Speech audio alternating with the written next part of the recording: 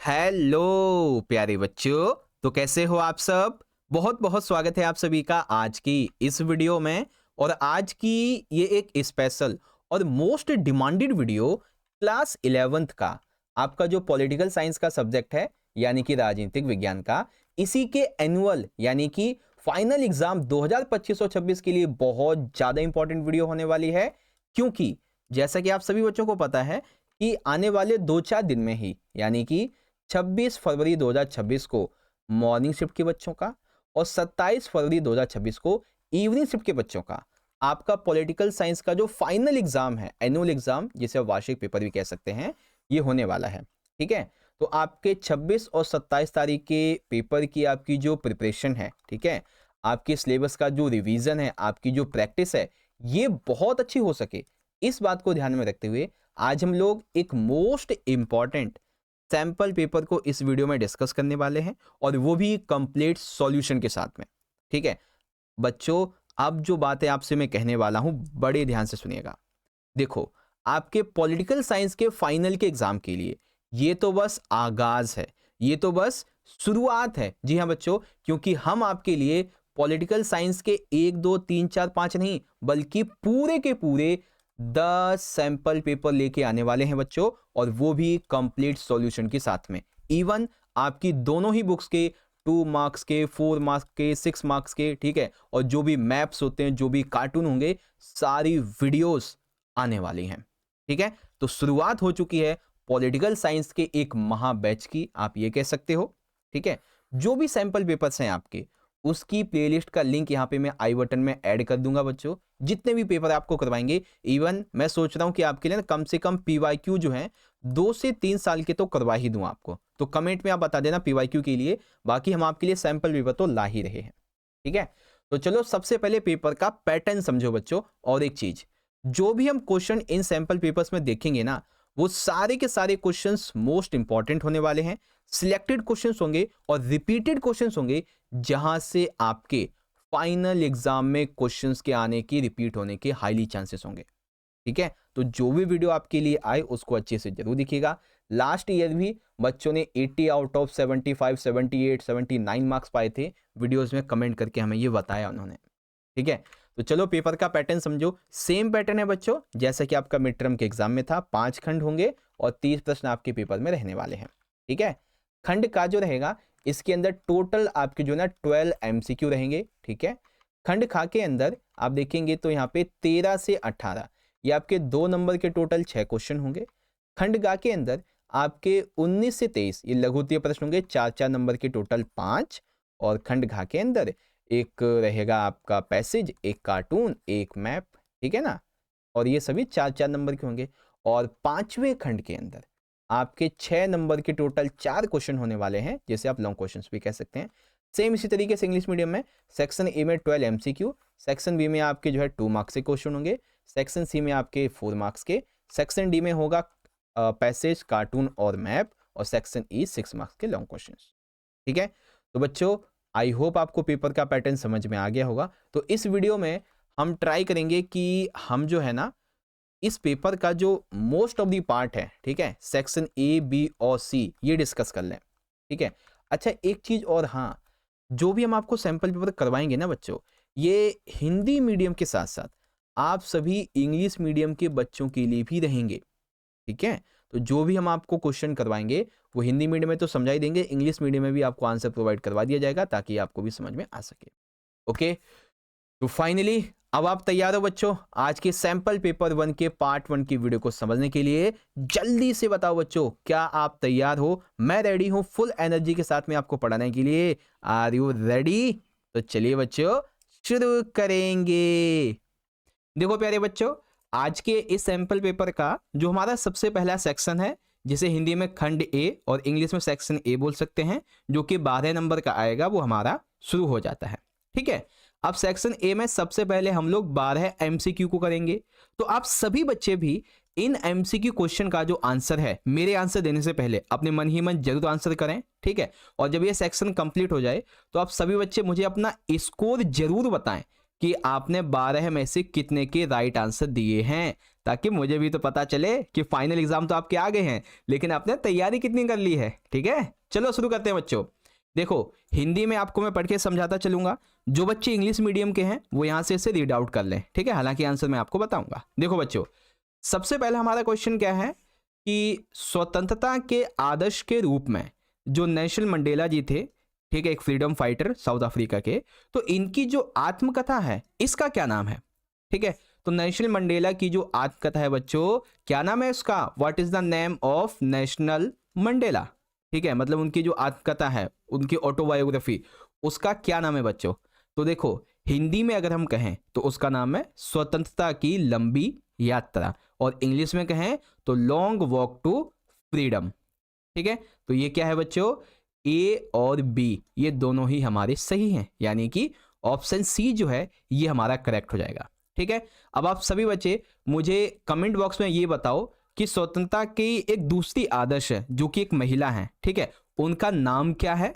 ठीक है, और उनकी बुक का क्या नाम है वो भी आप मुझे कमेंट में बताओ। जो बच्चा पहले कमेंट करेगा उस बच्चे के कमेंट को मैं जरूर से हार्ट दूंगा अगर सही होगा तो। ठीक है, सारे बच्चे कमेंट करो। जो दूसरे आदर्श है ना, एक लेडी है, वो उसके नाम आपको बताना है, उनकी ऑटोबायोग्राफी हिंदी इंग्लिश दोनों में बतानी है। ठीक है, चलो अब क्वेश्चन नंबर सेकंड देखिए बच्चों, इसमें पूछा गया है कि कैबिनेट मिशन, इसके अनुसार संविधान सभा के कितने सदस्यों को चुना जाना था।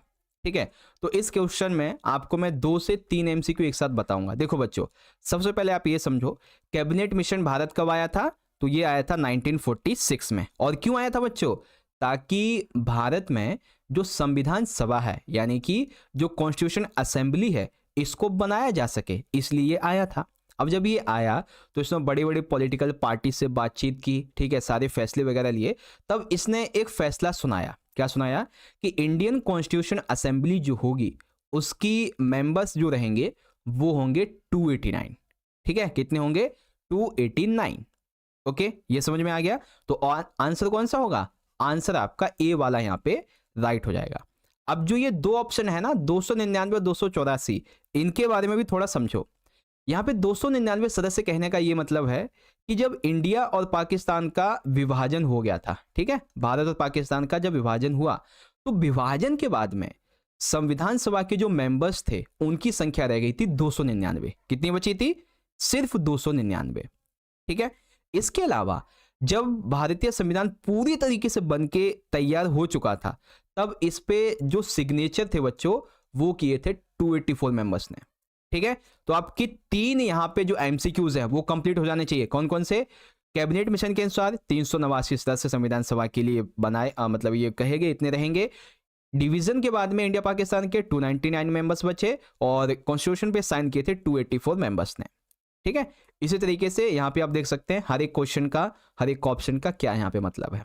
ओके, इंग्लिश में भी। अब है बच्चों क्वेश्चन नंबर 3। इसमें हमसे यह पूछा गया है कि जो थ्योरी शब्द है इसका उद्भव थ्योरिया शब्द से हुआ है। ये किस भाषा का शब्द है? काफी डीपली पूछा गया बच्चों। थ्योरी यानी कि राजनीतिक सिद्धांत में जो सिद्धांत शब्द है थ्योरी, ये थ्योरिया शब्द से निकला हुआ है। तो ये थ्योरिया शब्द किस लैंग्वेज का वर्ड है? ठीक है, तो किसका है बच्चों? यूनानी लैंग्वेज का है। The word theory originated from the word theoria, it is a word of Greek language.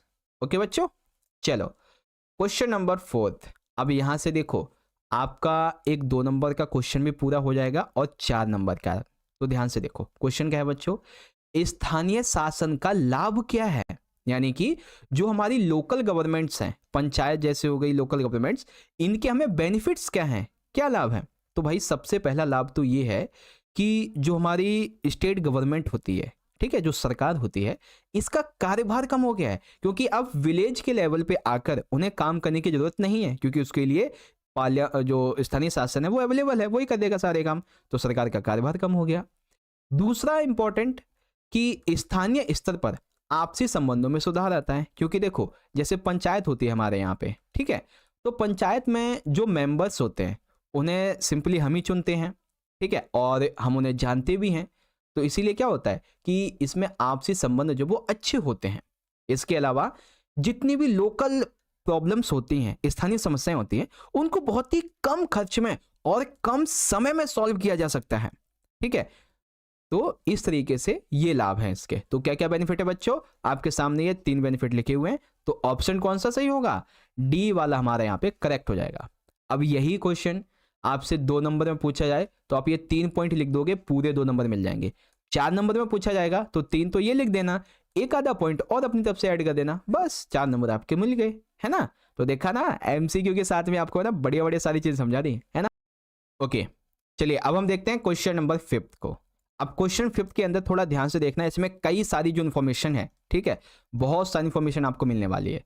क्या कहना है कि निम्नलिखित कथन को ध्यानपूर्वक पढ़िए, यानी कि आपको यहाँ पे ये जो इन्फॉर्मेशन दी जा रही है इसे ध्यान से पढ़ो। तो पढ़ते हैं बच्चों।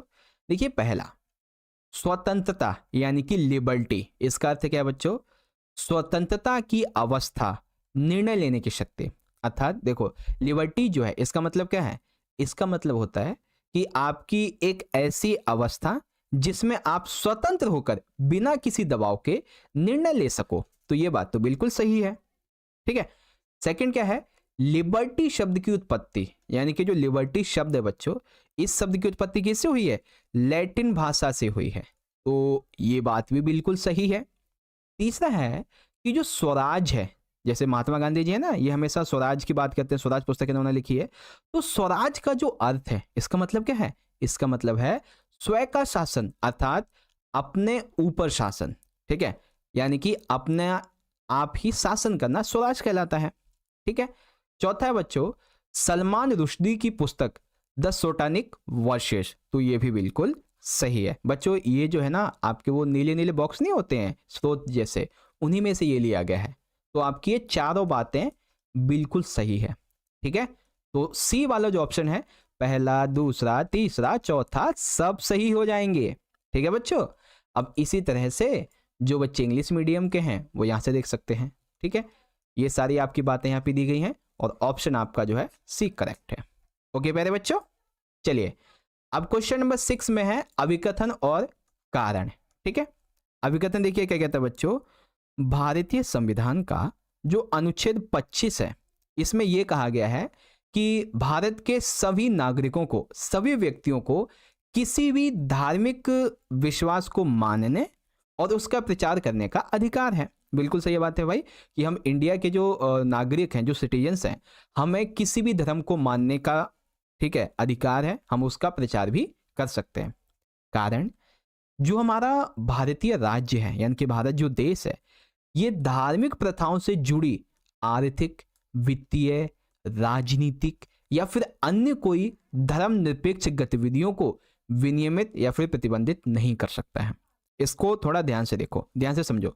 जो हमारा देश है ना भारत, ये धार्मिक प्रथाओं से जुड़ी कोई भी इकोनॉमिकल, कोई भी पॉलिटिकली कोई भी गतिविधि हो उसे प्रतिबंध नहीं कर सकते जब तक कि वो किसी को गलत या फिर हार्मफुल ना करे, ठीक है। तो इसका मतलब क्या होगा, यहाँ पे ए और आर सही है और आर ए की सही व्याख्या करता है, ठीक है प्यारे बच्चों, आगे समझ। अब सेम इसी को इंग्लिश मीडियम में यहाँ पे देख लेंगे बच्चों। तो असेशन भी हमारा बिल्कुल राइट है, आर्टिकल 25, और रीजन इसका क्या है ये भी बिल्कुल राइट है, तो ऑप्शन ए है, ठीक है। चलिए क्वेश्चन नंबर है 7। अब हमें यहाँ पे मिलान करना है बच्चों। मिलान जो है वो बहुत ही आसान है। देखो मिलान के लिए आपको मैं एक बहुत बढ़िया ट्रिक बता रहा हूँ। आपको क्या करना है कि आप जब मिलान करो तो उसमें आप ये देखो इनमें से ऐसा कौन सा ऑप्शन है जिसको आपको 100% श्योर है कि इसमें से ये वाला इसका यही होगा, ठीक है। पहले आप उसको देख लो, फिर बाकी के सारे आपको यूं ही मिल जाएंगे। ओके, अब जैसे कि यहाँ पे जहां तक मुझे लगता है आप सभी को ये पता होगा कि जो निम्न सदन है बच्चों, ये क्या है, लोकसभा है, क्योंकि लोकसभा में हम जिसे चुनते हैं वही जाके यहाँ पे बैठता है, ठीक है। तो दूसरे का हमारा बी सही है। तो देखो ये सी है, ये हमारा बी है, बस भैया जी मिल गया आंसर। आप देखिए पहले का डी है, यानी कि राज्यसभा में राष्ट्रपति कितने सदस्य मनोनीत कर सकता है, तो ये मनोनीत करता है टोटल 12 सदस्य, ठीक है। ऊपरी सदन क्या है बच्चों, तो तीसरे का ए दिया गया है, यानी कि राज्यसभा। और लोकसभा में मनोनीत सदस्य कितने होते हैं, 0 होते हैं, ठीक है। लोकसभा में 0 होते हैं। अब कई बच्चे कहेंगे कि सर जी 2 तो होते हैं ना, वो आंग्ल रक्षक वगैरह जो होते हैं, नहीं, अभी के लिए उनको बंद किया गया है, ठीक है। आपके यहाँ पे जो है ना ये हो जाएगा आपका। चलो आ गया समझ? अब जो बच्चे इंग्लिश मीडियम के हैं वो यहाँ से देख लीजिए, लोअर हाउस लोकसभा होती है, अपर हाउस राज्यसभा होता है, और नॉमिनेट मेंबर्स इन राज्यसभा वो होते हैं 12, in the Lok Sabha nominate member 0। Okay, तो option B is the correct. चलिए आगे देखते हैं क्वेश्चन नंबर 8। अब इसके अंतर्गत आपको फिर से 3 एमसीक्यू और एक्स्ट्रा और इंपॉर्टेंट पता चलेंगे। ठीक है, पहला क्वेश्चन क्या है? भारतीय संविधान का जो दर्शन है ये किस में दिया गया है बच्चों? प्रस्तावना के अंतर्गत, यानी कि philosophy of the Indian constitution, ये इंट्रोडक्शन यानी कि प्रस्तावना में है। शांति का संविधान किस देश के संविधान को कहा गया बच्चों? तो जापान के। एक देश और है लेकिन आपकी किताब के अनुसार हम जापान ही लिखेंगे। ठीक है, तो constitution of peace is Japan. अंतिम सत्ता किसके हाथ में होती है बच्चों? जनता के हाथ में। हमारा भारतीय संविधान जो है ना, इसके 4 से 5 जो कार्य आपके पहले चैप्टर में बताए गए, उसमें से एक काम यह है कि जो भारतीय संविधान है इसके तहत अंतिम सत्ता देश की वो जनता के हाथ में है। ठीक है, फाइनल अथॉरिटी किसके हाथ में है? पब्लिक के हाथ में। तो ऑप्शन डी जो है आपका ये एकदम करेक्ट हो जाएगा। ठीक है बच्चों, चलिए अब है क्वेश्चन नंबर 9। बहुत ही आसान है बच्चों। धर्मनिरपेक्ष राज्य से क्या अभिप्राय है? यानी कि जो धर्मनिरपेक्ष राज्य होता है बच्चों, इसका क्या मीनिंग है? ठीक है, तो क्या मीनिंग है बच्चों धर्मनिरपेक्ष राज्य का? देखो, इसका आंसर आपको इस क्वेश्चन में मिलेगा। जैसा कि नाम है ना इसका, संधि विच्छेद करो, धर्म और निरपेक्ष। तो जब हम निरपेक्ष की बात करते हैं तो निरपेक्ष का मतलब क्या हो जाता है कि किसी भी चीज से अलग थलग होना। ठीक है, और जब हम बात करते हैं धर्मनिरपेक्ष की तो मतलब कि धर्म से अलग थलग होना, अर्थात जो किसी भी धर्म पर आधारित ना हो उसको बोलते हैं धर्मनिरपेक्ष राज्य। बस मिल गया हमको आंसर। तो सेक्युलर स्टेट का क्या मतलब है? Not based on any religion, that is the meaning of secular state. Okay बच्चों, चलो अब देखो। अच्छा, एक बार सारे बच्चे मुझे कमेंट में जरूर बताओ, ठीक है, कि जैसे जैसे आपको मैं समझा रहा हूँ ना एकदम पूरा इंफॉर्मेशन देने के साथ साथ, क्या आपको ऐसे समझ में आ रहा है ढंग से कि नहीं, ताकि मुझे पता चल जाए कि हाँ मेरी मेहनत रंग ला रही है। ठीक है, चलो 10वां क्वेश्चन देखो बच्चों। राज्य पुनर्गठन आयोग की स्थापना कब की गई जिसने प्रमुख भाषाई समुदायों के लिए भाषा के आधार पर राज्यों के गठन की सिफारिश की? अब इसको थोड़ा ध्यान से समझो। देखो, हमें क्या बताना है? जो राज्य पुनर्गठन आयोग है इसकी स्थापना कब हुई थी? संघवाद वाले चैप्टर में ये दिया गया है। ठीक है, तो राज्य पुनर्गठन आयोग कब बना था ये आपको बताना है। तो कब बना था बच्चों? फटाफट से सोचो। अब इसकी एक सिफारिश थी। क्या सिफारिश थी? इसने सिफारिश ये की थी कि भारत में जो राज्यों का पुनर्गठन होगा वो भाषाई समुदाय के आधार पर होगा। तो एक एमसीक्यू आपसे ये पूछा जा सकता है कि इस पुनर्गठन आयोग ने क्या सिफारिश दी थी बच्चों? तो भाषा, जो राज्यों का पुनर्गठन है वो भाषाई समुदायों के आधार पे होगा। ठीक है, वेल इसकी स्थापना 1953 में हुई थी। ओके बच्चों, और अगर आपसे ये पूछा जाए कि इसने जो अपनी रिपोर्ट है ना, रिपोर्ट ये संविधान क्या बोलते हैं पार्लियामेंट में कब दी थी बच्चों? तो याद रखना 56 में दी थी इसने। ठीक है, कब दी थी? 56 में। तो ऑप्शन ए हो जाएगा। और इसने अपनी रिपोर्ट कब दी थी? 1956 में। ओके, क्वेश्चन नंबर 11 इसमें पूछा गया बच्चों, जब एक संस्कृति एक राज्य की अवधारणा को त्याग दे तब नई व्यवस्था वह होगी जहां अनेक संस्कृतियां और समुदाय एक ही देश में फल फूल सकें, तब वह क्या कहलाएगा? देखो अब ना थोड़ा ध्यान से समझो इसको। जैसे मान लो ये एक देश है, ठीक है, इस देश ने पर्टिकुलर ये ए नामक जो संस्कृति है, ये ए नामक जो अवधारणा ये अपना रखी थी, लेकिन अब इसने इसे त्याग दिया। अब जब इसने त्यागा यानी कि इसने ये खत्म कर दिया, तो अब यहाँ पे जो नई व्यवस्था आई है जिसमें बहुत सारी संस्कृति के लोग, बहुत सारे समुदाय के लोग एक ही देश में बसे हुए हैं, तब ये क्या कहलाएगा बच्चों? तब ये कहलाएगा बहुलवाद। ठीक है, तब ये क्या कहलाएगा? बहुलवाद कहलाएगा। ओके, तो इस तरीके से आपका ये बी हो गया। अब सेम इसी को इंग्लिश मीडियम में देखेंगे बच्चों, ऑप्शन आपका जो है यहाँ पे बी हो जाएगा। अब एक आखिरी क्वेश्चन है, क्वेश्चन नंबर 12, उसके बाद में हमारे एमसीक्यू पूरे हो जाएंगे।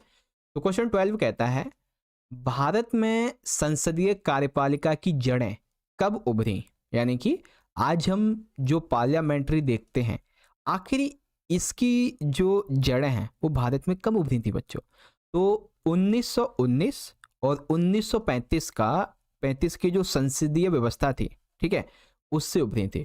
From the parliamentary system in 1919 and 1935। Okay, तो इस तरह से प्यारे बच्चों सेक्शन ए के हमने सभी के सभी अपने 12 एमसीक्यू पूरे कर लिए हैं। तो अब एक बार सारे बच्चे मुझे कमेंट बॉक्स में अपना स्कोर जरूर लिख के बताओ कि आपने इन 12 में से कितने एमसीक्यू के राइट आंसर दिए हैं, ठीक है, ताकि मुझे पता चले हाँ कि आपने अपने फाइनल के एग्जाम के लिए कितनी तैयारी कर ली। ठीक है बच्चों, ओके, तो क्या आप तैयार हैं बच्चों अपने अगले सेक्शन नंबर बी की शुरुआत करने के लिए? तो चलिए शुरू करते हैं। चलिए, तो यहाँ पे आप देख सकते हैं बच्चों इस सैंपल पेपर का जो हमारा खंड नंबर बी है, यानी कि सेक्शन नंबर बी, ये भी हमारा 12 नंबर का रहेगा, वो यहाँ से शुरुआत हो जाता है। ठीक है, अब इसमें हमारे 2 नंबर के टोटल 6 क्वेश्चन होने वाले हैं। ओके बच्चों, अब ध्यान से सुनो। देखो पहला क्वेश्चन हमारा क्या कहता है कि अवसर की समानता, इससे आप क्या समझते हैं? ठीक है, अगर आपको मैं से एक वर्ड में बताऊं ना अवसर की समानता, तो उसका मतलब पता है क्या है? समाज में जो अवसर हैं इसमें किसी भी तरह से कोई भेदभाव ना होना अवसर की समानता कहलाता है। अब इसको थोड़ा सा एक्सटेंड करके समझते हैं, यानी कि थोड़ा सा इसको बढ़ा के ढंग से समझते हैं। देखो बच्चों, समाज के सभी वर्गों को समान अवसर मिलना ही अवसर की समानता है, जिसमें किसी के साथ में किसी भी प्रकार का भेदभाव नहीं होना चाहिए। अर्थात समाज में कोई भी व्यक्ति किसी भी धर्म का हो, किसी भी मूलवंश का हो, किसी भी जाति का हो, फीमेल हो, मेल हो, ट्रांसजेंडर हो, यानी किसी भी लिंग का हो, किसी भी जन्म स्थान का हो, इसके आधार पे उसके साथ कोई भेदभाव नहीं होना चाहिए। यही अवसर की समानता है ना? अब इसके लिए देखो सरकार ने क्या किया है, सरकार ने छोटे छोटे बच्चों के लिए, महिलाओं के लिए और जो सामाजिक और शैक्षणिक रूप से पिछड़े हुए वर्ग हैं इनको और बेहतर बनाने के लिए उनके लिए विशेष योजनाएं लागू की हैं ताकि अवसर की समानता को ढंग से लागू किया जा सके। ठीक है, तो ये है अवसर की समानता। ओके बच्चों, बहुत ही सिंपल सा कॉन्सेप्ट है कि समाज में किसी के साथ में भी अवसर के लिए कोई किसी भी तरह से कोई भेदभाव ना होना अवसर की समानता है। ओके, अब इसका सेकंड क्वेश्चन क्या है बच्चों? समानता के कोई 4 तत्व यानी कि विशेषताएं लिखो। ठीक है, अगर पेपर में तत्व पूछा जाए तो भी एक ही बात लिखनी है, विशेषताएं पूछी जाए तो भी एक बात लिखनी है। अब पहले समानता समझ लो। समानता का देखो अर्थ क्या होता है? समानता का अर्थ होता है कि समाज में किसी के साथ में किसी भी आधार पे भेदभाव ना होना, यानी कि भेदभाव मुक्त समाज। ठीक है, तो इसे बोलते हैं। ओके बच्चों, चलिए तो देखते हैं समानता के तत्व यानी कि इसकी क्या क्या विशेषता है। देखो बच्चों, पहला पॉइंट क्या है? विशेष अधिकारों की अनुपस्थिति। अर्थात देखो हमने देखा है समाज में बहुत सारे जो अमीर लोग हैं, ठीक है, या फिर समाज में कुछ ऐसे लोग हैं जिन्हें पहले तो आरक्षण की जरूरत थी, लेकिन अब वो आरक्षण लेने के बावजूद भी अब इसने हाई लेवल पे पहुंच चुके हैं कि उनके लिए अब इसके कोई मायने नहीं है, फिर भी वो ले रहे हैं। ठीक है, ये सिर्फ मैं आपको एजुकेशन पर्पस के लिए बता रहा हूँ, ठीक है ना, एजुकेशन के लिए, इसको ज़्यादा सीरियस लेने की बात जरूरत नहीं है। ओके, तो विशेष अधिकार जो है ना इनको ख़त्म करना चाहिए, ठीक है, ताकि इससे अन्य लोगों को अधिकार मिल सके। आपको मैं ना एक बहुत ही बड़ी कहावत सुनाता हूँ। कहावत ये है कि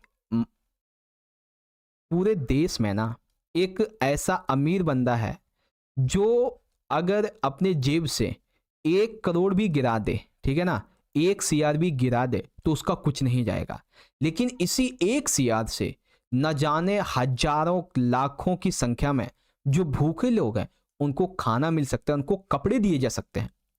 ठीक है, तो यही बात यहां पर भी लागू होती है।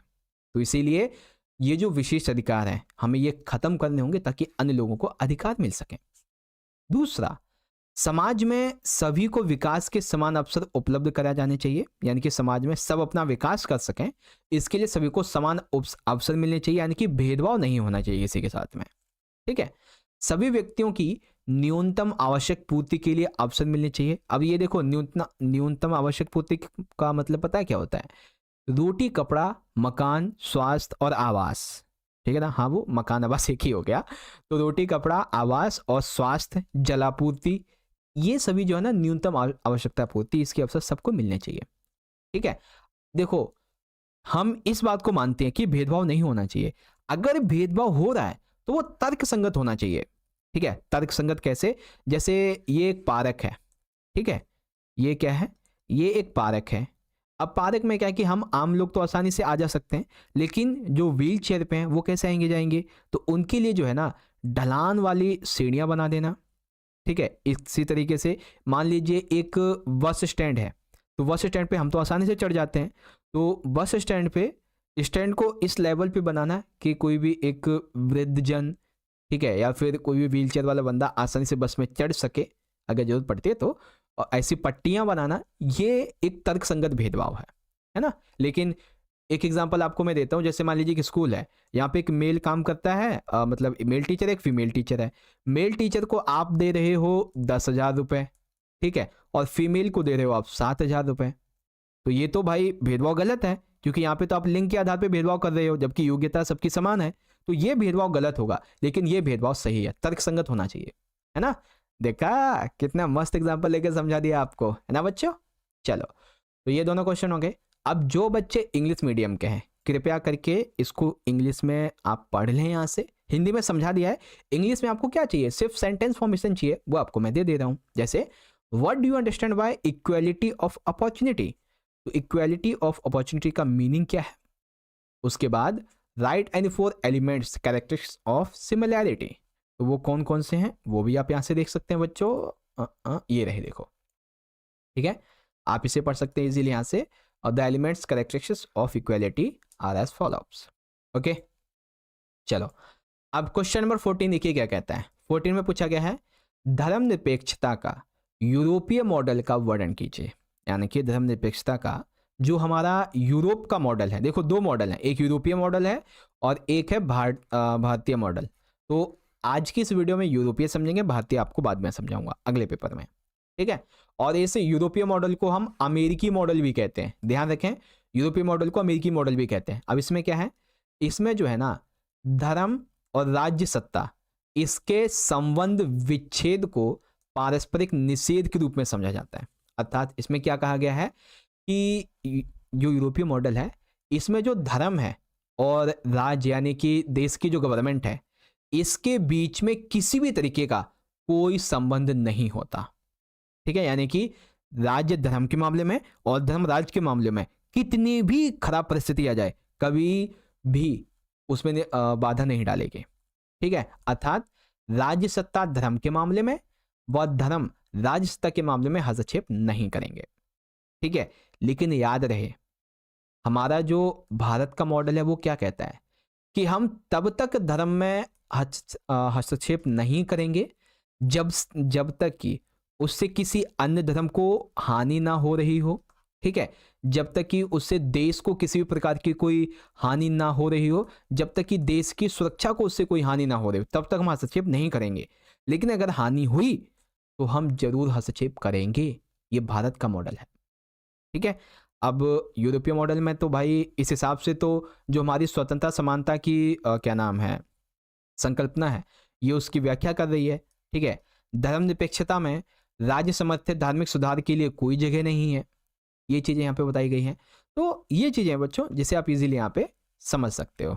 ओके बच्चों, तो आशा करते हैं आपको यहाँ पे समझ में आ गया होगा, ठीक है। अब इसमें देख लो बच्चों, describe the European model of secularism, तो ये पॉइंट है और आप इसे इजीली समझ सकते हो। अगला है क्वेश्चन नंबर हमारा फिफ्थ यानी कि 15th है कि स्थानीय शासन के समक्ष क्या क्या समस्याएं होती हैं, यानी कि जो हमारी लोकल गवर्नमेंट्स है इसके सामने कौन कौन सी प्रॉब्लम्स होती हैं जो उसे फेस करनी पड़ती हैं। तो भाई पहली प्रॉब्लम है धन का अभाव होना, यानी कि लोकल गवर्नमेंट स्थानीय शासन के पास में जो पैसा है वो बहुत कम होता है, ना के बराबर होता है, ठीक है। इनकी आय से अधिक तो खर्चा होता है, यानी कि जितना ये कमाते नहीं है उससे ज्यादा तो इनका खर्चा होता है, ठीक है। इसके अलावा इन्हें अपनी वित्तीय मदद के लिए सरकारों पर निर्भर रहना पड़ता है, यानी कि अगर इन्हें कोई काम करना है तो इसके लिए इन्हें अपनी गवर्नमेंट पर पूरी तरीके से निर्भर रहना पड़ता है। और साथ ही स्थायी धन निवेश का अभाव, यानी कि इनके पास में कोई परमानेंट पैसा नहीं है कि ये किसी भी काम को कर सकें। और सबसे जरूरी बात, लोकल गवर्नमेंट के बारे में जनता को इसकी इंपॉर्टेंस के बारे में पता ही नहीं है, तो ये भी एक सबसे बड़ा रीजन है इसका। ठीक है, तो जनता का जागरूक ना होना भी एक पॉइंट है इसका। तो अभी तो ये आपको मैंने समस्याएं बता दी, और अभी आपको जो एमसीक्यू बताया था उसमें आपको मैंने लाभ बता दिए थे। देखा, इस तरीके से आप ऐसे समझ लो इसको। ठीक है, चलो इंग्लिश में देख लो क्या क्या प्रॉब्लम्स है। तो lack of money, public not being aware, spending more than income, dependence on governments for financial help, lack of permanent money investment, ये चीजें हैं।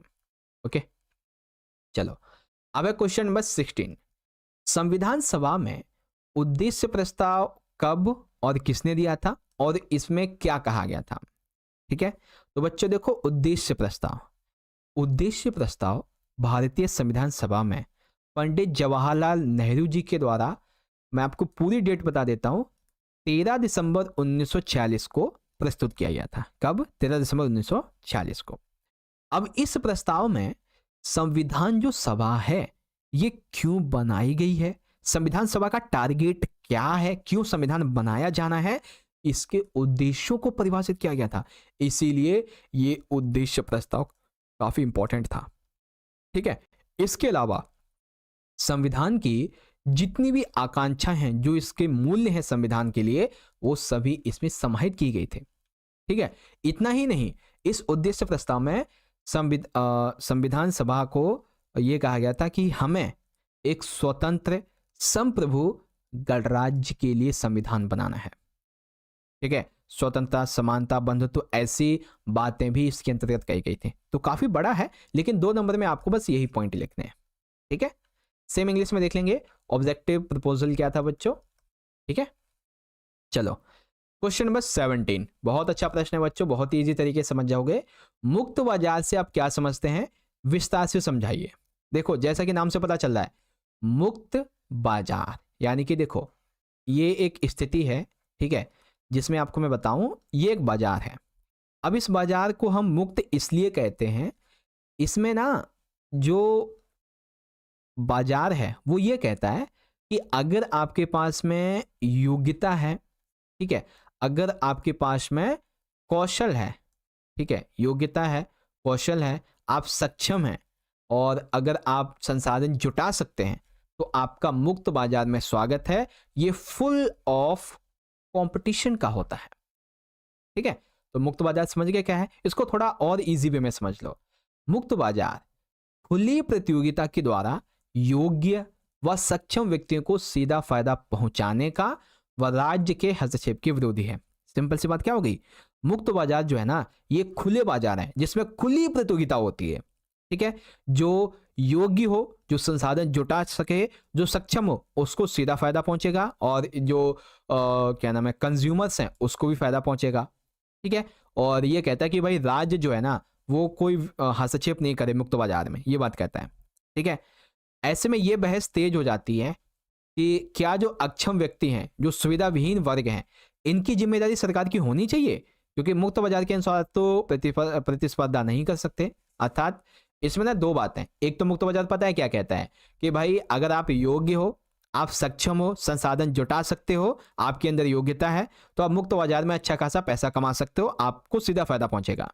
ठीक है, और हम सरकार का विरोध करते हैं इसलिए कि सरकार बाजार में कोई हस्तक्षेप ना करे। ठीक है, तो फिर समाज में जो अक्षम लोग हैं, जो भाई मुक्त बाजार में आ ही नहीं सकते हैं, सुविधा विहीन लोग हैं, वो कंपटीशन कर ही नहीं कर सकते हैं, तो ऐसे में इनकी जिम्मेदारी किन की हो गई, तो इनकी जिम्मेदारी सरकार की होनी चाहिए या नहीं, इसकी बहस तेज हो जाती है ना। तो ये चीजें मतलब मुक्त बाजार के बारे में। अब जो बच्चे इंग्लिश मीडियम के वहां से देख लीजिए, what do you understand by free market, explain in detail. तो क्या है फ्री मार्केट, आप यहां से पढ़ लीजिए। ओके, चलिए अब हमारा आखिरी क्वेश्चन है 2 नंबर का, फिर हमारा ये कंप्लीट हो जाएगा। क्वेश्चन नंबर 18 है, प्राकृतिक और सामाजिक समानता में अंतर स्पष्ट करो। बच्चों, समानता कई तरीके की होती है, जिसमें पहले आज हम प्राकृतिक को समझेंगे, फिर सामाजिक को, और बाकी जो बचेंगे आगे बताऊंगा। ठीक है, देखो प्राकृतिक समानता, यह मनुष्य को प्राकृतिक रूप से प्राप्त होती है। जैसे कि प्राकृतिक तौर पे हम सभी मनुष्य हैं, कुछ पक्षी हैं, कुछ जानवर हैं, तो हम तो वही मनुष्य हैं। तो इसके हिसाब से हम मनुष्य हैं और सभी को समान अवसर की समानता है।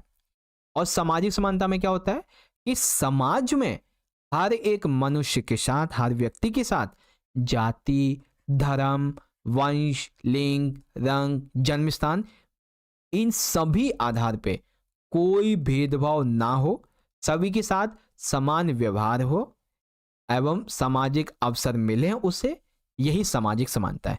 प्राकृतिक तौर पे हम मनुष्य हैं इसलिए समान अवसर मिलने चाहिए, और सामाजिक समानता में इनके आधार पे कोई भेदभाव ना हो, एक जैसा व्यवहार और सामाजिक अवसर मिले, इसको हम सामाजिक समानता बोलते हैं।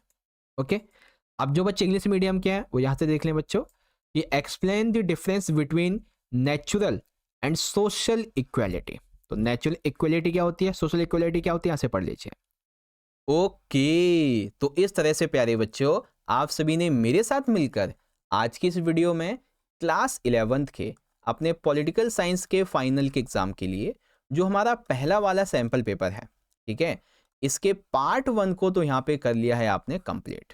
ओके, अब जो भी हमारे क्वेश्चंस बच गए हैं, ठीक है, जो भी सेक्शन हमारे बच गए हैं, इन सभी को आपको मैं करवा दूंगा पार्ट नंबर 2 की वीडियो के अंदर, ठीक है, जिसकी वीडियो बहुत जल्दी आपको देखने को मिल जाएगी चैनल पे। बाकी देखो, कोई भी आपका क्वेरी क्वेश्चन डाउट हो आप मुझे कमेंट बॉक्स में जरूर से बता सकते हैं, जो भी आपका क्वेरी क्वेश्चन डाउट हो, ठीक है, कमेंट कर लीजिएगा। बाकी वीडियो को लाइक करके आप हमारा मोटिवेशन बढ़ा सकते हैं बच्चों, हमें अच्छा लगता है वीडियो आप लाइक करते हैं, और शेयर करेंगे तो और भी अच्छा रहेगा, और भी बच्चों तक पहुंचेगी। और हाँ, चैनल को सब्सक्राइब करके जो बेल नोटिफिकेशन है इसे ऑल पे सेट करना इस तरीके से, ताकि आपके पास में सारी वीडियोस के नोटिफिकेशन आ सकें। और साथ ही साथ आप टेलीग्राम ग्रुप को जरूर ज्वाइन कर लेना बच्चों, क्योंकि कई बार हम वीडियोस जो है ना एक दिन में 8 से 10 अपलोड करते हैं, तो आपके पास में नोटिफिकेशन नहीं जाता, तो लिंक हम यहाँ पे सेंड कर देते हैं, और यहाँ पे इंपॉर्टेंट नोट्स PDF अपडेट भी मिल जाएंगे आपको, और आप चाहें तो हमें इंस्टा पे फॉलो भी कर सकते हैं, ठीक है। तो चलो बच्चों, मिलते हैं आपसे इसी सैंपल पेपर के हम पार्ट नंबर 2 की वीडियो के साथ। तब तक के लिए आप सभी पढ़ते रहिएगा, और जो भी हम आपको 10 सैंपल पेपर करवाने वाले हैं बच्चों, उसकी प्लेलिस्ट का लिंक आई बटन में मिल जाएगा, तो चेक करके आप देख लेना अगर आपकी कोई वीडियो मिस हो जाए, ठीक है। तो चलो बच्चों, मिलते हैं नेक्स्ट सेशन में। बहुत बहुत धन्यवाद। जय हिंद, जय भारत, वंदे मातरम।